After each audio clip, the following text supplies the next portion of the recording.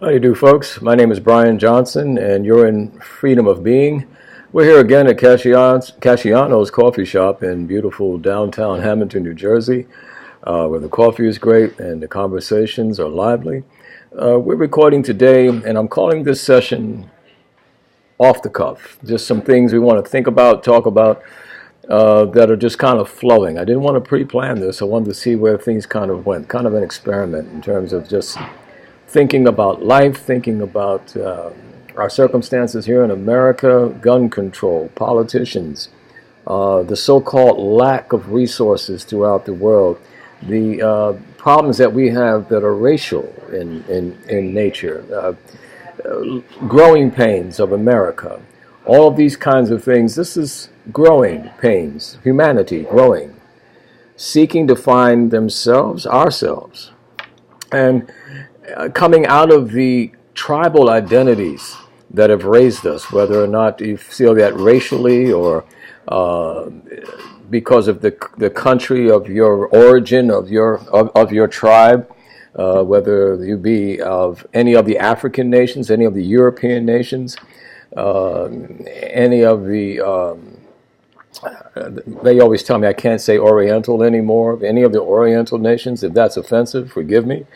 But all these kinds of sensitivities to our humanity, and we need to be much more sensitive to ourselves rather than to the rhetoric outside of ourselves. And a lot of the rhetoric's going on inside because we've been trained by those kinds of things. We've been programmed, and we continue to be programmed, be it media and other folks around us who've had old kinds of thinking. And you can tell that there's a new thing going on. The young ones are rising up again, as if you can recall what we used to do back in the 70s and the 60s when there was protests against the status quo. And there was a lot of love going on. You can say it was abusive in terms of drugs or sex or whatever you want to say, but a revolution has those kinds of dynamics sometimes. And thank God it wasn't a violent revolution necessarily, except for perhaps in the racial context where African Americans were being abused in such a way, and the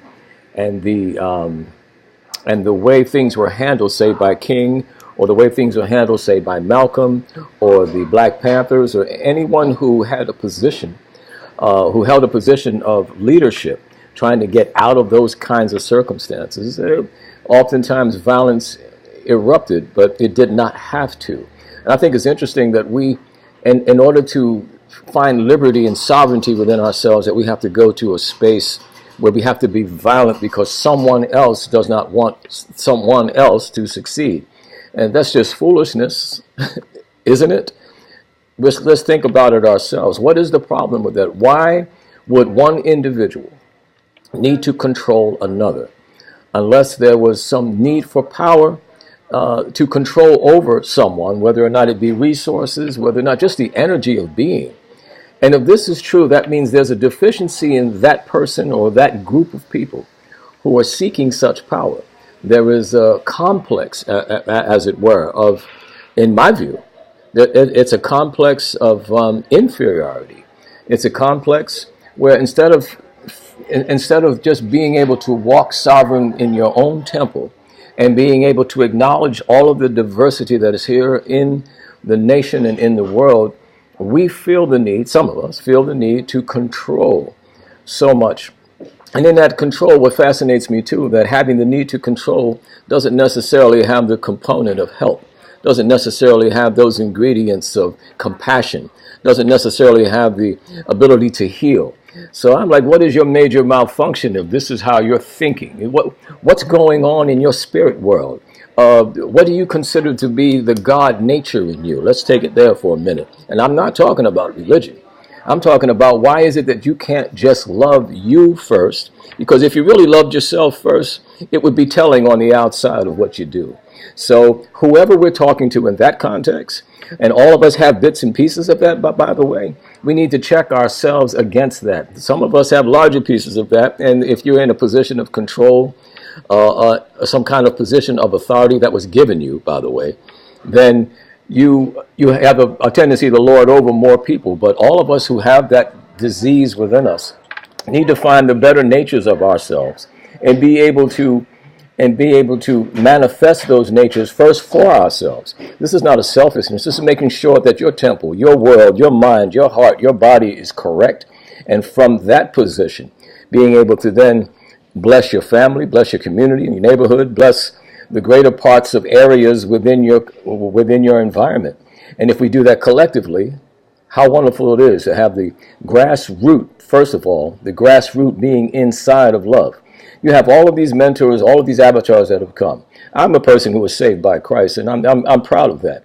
But from that, and from that platform, there's so much else to learn, and so that you don't put God in the box, even from the literature that comes down the pike, the Bible or the Talmud or the Quran or any of the other traditions that speak of God, and then we start to feel like we're part of some club of superiority against the rest of humanity. How foolish is that? Why would God need you to monitor the rest of his world, the rest of his beings, in such a way that you would deprive them of the same liberties of thought and choice that you had to even get you to that space? So let's not be foolish with our humanity. So let's not be foolish with our spirituality. Let's not put God in a box. Let's not forget how much authority you have over your own being. Things that you can do for yourselves to advance yourselves in love and still be able to bless environments, bless communities in such a beautiful way. This is the whole idea of being here in America, is it not?